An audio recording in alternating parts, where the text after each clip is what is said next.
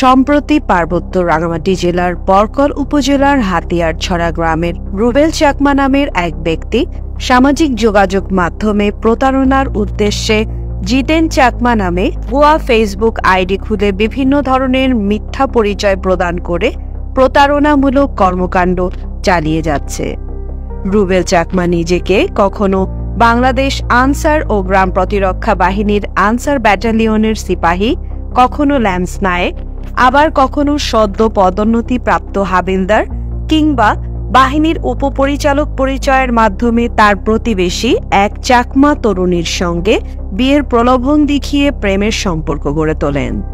সে কখনো ৩১ আনসার ব্যাটালিয়নের, আবার কখনো ১৬ আনসার ব্যাটালিয়নের সদস্য পরিচয় দিয়ে বাহিনীর নাম, পোশাক, ব্যাজ, মেডেল ও ক্রেস্টের ছবি ব্যবহার করে মেয়েটির আস্থা অর্জন করে।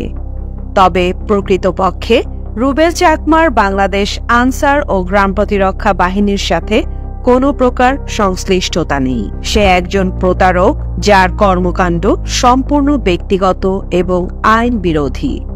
এ ধরনের প্রতারকদের সম্পর্কে বাংলাদেশ আনসার ও গ্রাম প্রতিরক্ষা বাহিনী সকলকে সতর্ক থাকার অনুরোধ জানাচ্ছে।